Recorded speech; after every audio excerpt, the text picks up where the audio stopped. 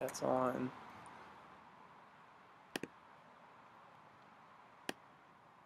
And we're recording. All right. Live 5-minute Friday. For the first time in person, we get to record a podcast. And I mean, I don't really know how many other times there's going to be, right? I mean, Not many. We I don't know where you're going to be next year. You don't know where I'm going to be all over the place. So, while we can do it, it's going to be fun to That's do right. it. So let's talk a little bit more about what we're going to talk about today. Go ahead, it's your idea. Well, since I'm on vacation and I've been reading a lot more than I typically do, which I read a lot anyway, but been checking out 7 Habits of Highly Effective People. If you haven't already read it, you should. It's a fantastic book. But in it, it talks about people going from dependent to independent and how we see independent as like the ultimate. Like if you're independent, that's the creme de la creme, right? And typically people that are dependent, dog is on a race right now. Anyway, it goes dependent, independent, and what he calls is intradependent. And what he says is when you're dependent on someone, you talk a lot more with you. Like, you let me down, or I blame you for this, or I need you for something. When you're independent, it's I focused. And I'll use his analogies in it because it's actually pretty good. But he talks more about I'll take blame for the responsibility, or I need to do this, or something that's more inward looking. And then when you're intra dependent, it's we. Right. How can we collectively get better? And so the idea that he was positioning, and you really should check out this book. We have it, Stephen Covey, 7 Habits of Highly Effective People. But it was sick, man, because he goes, when you start saying, hey, I know that if I'm at my best and I'm working with you, I can achieve more than if I'm just working by myself at my best. Mm-hmm. And that's an interdependent flow. Looks like we're going to have a little bit of a battle here on the deck. Hey, cut it out! Get out of here. That's enough. Why are you all wet? Are you from her? Folks, it's been 5-minute Friday. No, actually, we're about 2 minutes into that bad boy. All right, calm down. We can cut it out. I'm sure. I don't know how you're gonna cut the video. It'll just I look can do like- that. Well, maybe not. Let it roll. Let it roll. So, what do you think about that, just as a premise? So I think it makes perfect sense. And not having read the book, the first thing I thought of I can't even read this book, by the way. is the whole idea of ownership. And it sounds a lot like what Jocko talks about a lot. And that if I'm going to do it and be independent, it is ownership of your job or the assignment you have or whatever the case may be. I think it's a rock solid idea. I think it's just a different way to describe a concept we kind of talked about already. One thing that he outlines is, I don't want to butcher it, so let me actually think about it for a second. Success isn't so much a talent as it is a habit.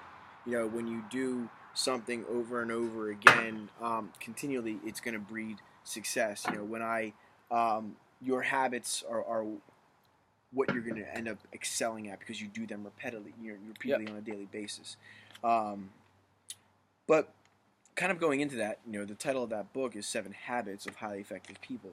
And I'm going to read those 7 habits, and I'm going to kind of progress through what they basically are, and then what we'll lead you with is, so habit 1 is being proactive, and I think that's the step from going from I blame you to I'm responsible, right? I'm proactive. I'm going to start getting out there and doing things.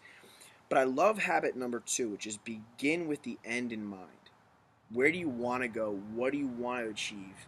And how are we going to get there? Right. The second, but what's the target we're aiming at? If you know the target you're aiming at, how are you going to hit it, right? Put first things first. Put first things first. So put the things first. Now again, what are those things? I don't know. When I first read this, I got jazzed. Oh, put first things first. And I was like, oh, that sounds really provocative or whatever. But I think things is a little bit vague, right? That could mean a lot of things, right? What things? So I think what habit 3 is trying to convey is put first things first. Meaning, I got to do something first. I'm going to do it first. Like, there's a prioritize and execute, which is exactly what Jocko goes into. And I think that's really on that same vein. Right. That's how you go from dependent to interdependent. Independent to interdependent is a whole nother step. So I think I mixed that up. Dependent to independent is those 3 habits. Mm-hmm. To get to interdependence, think win-win. So now we're talking about we here. So it's not how do I do better than Shivo. It's me. How can I achieve something? How can we achieve something together? How can we, rising tide raises all ships? 5, seek first to understand, then to be understood. I mean, we've probably tweeted that, a couple of times too. It's seek first to understand, then to be understood. I think goes a long way with some of those tweets about, practicing listening and being a good listener. And the more you talk, the less someone hears. So, and the final 2 are synergize, which I believe is keeping it all together. Making it a functioning mechanism, and then finally sharpen the saw. So once you got down these habits and you do this on a daily basis and you are interdependent, you're working as we, you can always get better. That's right. With that, you want to close out with a quote? Well, I want to, before I do that, okay. I think what I've learned in these last couple of months doing this is that there's a lot of different people out there that say a lot of different things in different ways. Sure. But the themes are always the same.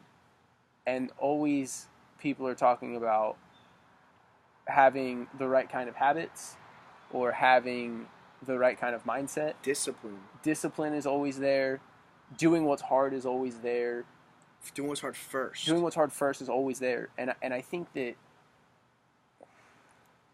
to grow as a person, and I don't want to say to become successful, I want to say to grow as a person, because I think success or being successful is sometimes misconstrued and sometimes is thrown out too often. But if you want to grow as a person, those themes are always there. And they're there because that's the answer. That it's not rocket science. And some people think it's way harder than it actually is. But if you just boil it down to what are the couple things you need to do to become to grow as a person, it's do what's hard, do it first. It's be around the right people. I think I mean, I don't know. I want to say wake up first, but it's wake up before you have to get up, right? Like you get up early and you start your day and you're doing like Tim Ferriss. Yeah. He'll sleep at 3, but he's up at 10. Like that's probably early for someone that would sleep at 3. Yeah. It's like get up early and habitually just do what you need to do to get that. Put yourself in an uncomfortable situation, like take a cold shower. No one likes taking a cold shower. I've been doing it a couple times a week. How long can you stand?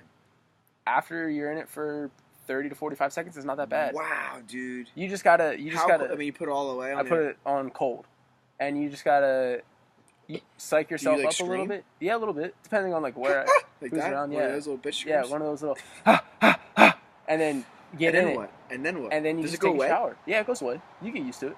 And then if you do it on a couple days in a row, by like the 3rd day, you're just taking a shower. And I don't do it every day. But I've done it. The whole shower. So cold. I think Tim talks about like going in backwards and having it hit the back of your head, but you can still go warm. You could go warm first, and then take your shower in warm and wash your body and take your time, and then crank it to cold, and then just stand there and embrace it for a little while. How long what's the longest you've done that? I haven't timed it. I mean, a shower, a quick shower. 3 minutes? Approximately 3 to 5, I'd say. In cold. Oh. Embrace it. I don't know. And doing the things that are hard or doing the things that are uncomfortable, that's the discipline that's going to get you there. So let's close it with a quote. Let's do it. So to finish out our 10-minute Friday. Our 10-minute Friday. A man who has no problems to solve is out of the game. Problems are good. Embrace them, solve them, and get after it. It's been good. The podcast for those that do. Where's this?